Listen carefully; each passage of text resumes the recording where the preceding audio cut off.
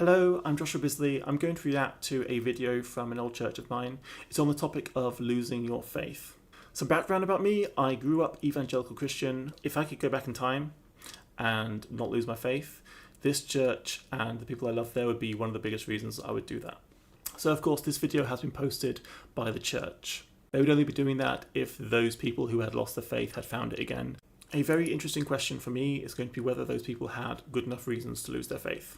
Did they confront anything that made it impossible for them to continue believing? Because if you're just not convinced about the existence of God, then when you weigh that against what you're sacrificing in excluding yourself from a community like this, it's probably not going to be enough. I deeply miss being a part of these communities. I deeply miss these people. So let's just put on the table immediately that I am not agnostic in regards to the existence of the evangelical Christian God. He doesn't exist, because there's no coherent version of him that works without free will, and free will doesn't exist, which we can go into later. More accurately, the theology doesn't work, and without the theology you're talking about a different God.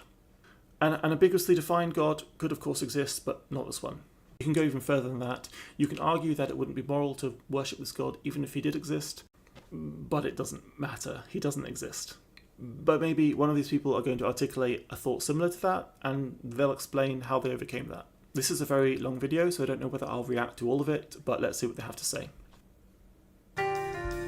Hi there, welcome to Central Online. It is so good to have you with us. Now, this is something where we gather people in the life of the church who have went through particular things, who have endured things in their Christian faith.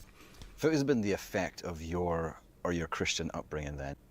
The effect of my Christian upbringing is that it was inconceivable for this not to be true. I was raised by two very passionate Christians.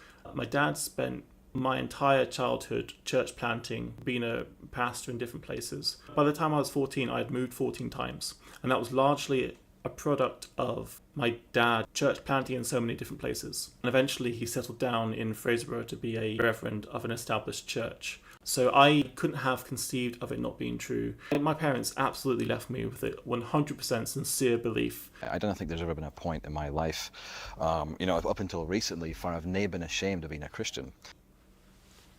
I can't really relate to that. One of my favourite songs was Jesus Freak by DC Talk. I didn't have any sense of shame from it. Having conversations with people, like asking them, why is Jesus real to you?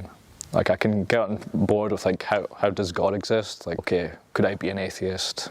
And I'd be like, oh, that doesn't make sense to me, because like, where does everything come from?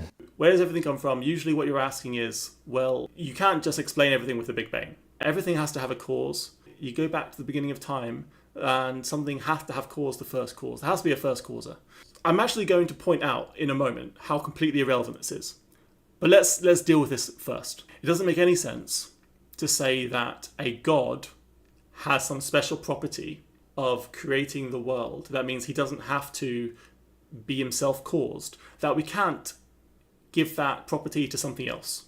The universe itself, we can give that property to. We can say the universe is what doesn't have to be created. Do you know what? We could even make the universe some kind of conscious thing that has no knowledge of what comes after it.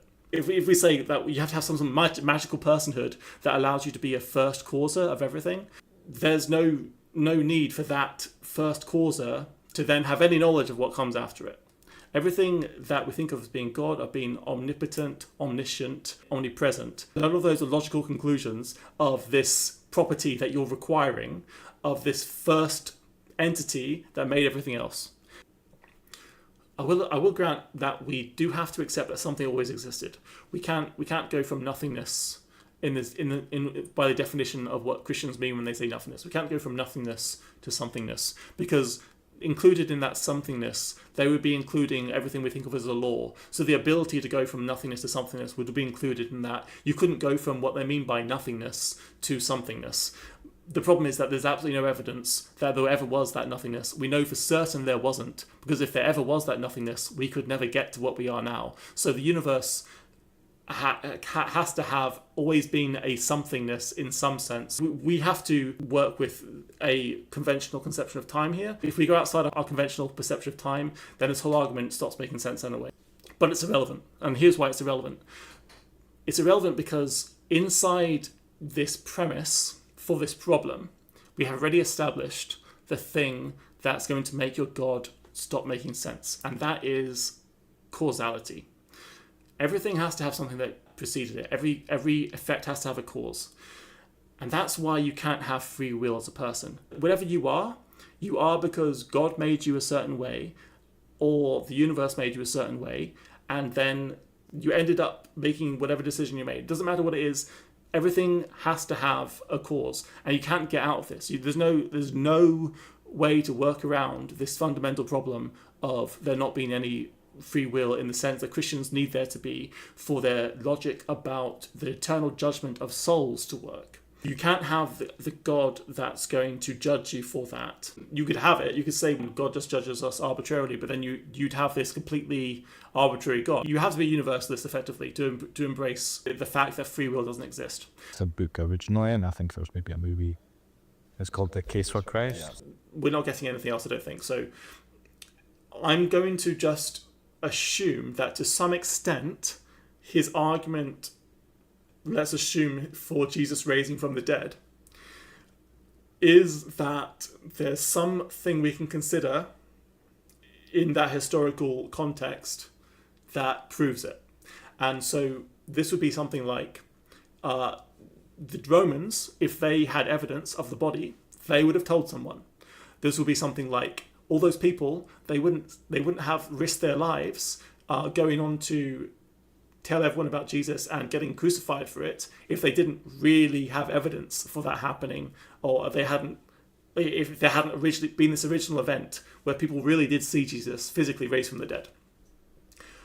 The problem with all of those claims is that you can never use likeliness to be a justification for impossibility. You can never use the fact that something was unlikely to prove something as impossible or as unlikely as anything can be, which is raising from the dead. So you can't say, well, these people probably were telling the truth because it's very unlikely that they would be lying. So no amount of lying would be unlikely enough to compare to how much burden of proof we would need that someone raised from the dead. It's D.A. Carson. He says this: "No one is more miserable than the Christian who for a time hedges in his obedience. He does not love sin enough to enjoy its pleasures, and does not love Christ enough to relish holiness. He perceives that his rebellion is iniquitous, but obedience seems distasteful. He does not feel at home any longer in the world, but his memory of his past associations and the tantalizing lyrics of his old music prevent him from singing with the saints." Okay, so there is something about Christian music and about the emotions you get from participating in Christian worship that is upsetting to not be able to be a part of.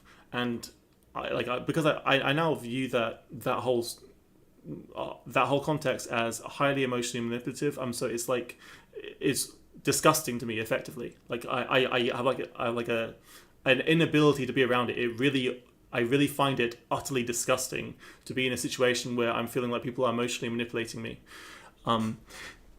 But that is something that you feed off of as a Christian, and it is just something that is a sacrifice you make by leaving. So in the same way that someone would find it a sacrifice to leave drugs that they're addicted to. It's completely relatable, but also this is just people being emotionally attached to something and finding it difficult to give it up, and also having been used to being emotionally manipulated in this way for their entire life. That's a very difficult thing to walk away from. Aye, thank you guys for doing this. I mean, What was that? Aye, we should do this again sometime without the camera. For me, the thing about Christianity is that there's so many good reasons to live within it. There's just absolutely no reason, and there's lots of reasons against believing it. Please let me know if there's anything else you'd like me to engage with, especially if you're a Christian who has some arguments that you feel like should be raised with people who have lost their faith. So please do let me know who those are, and I will respond to them.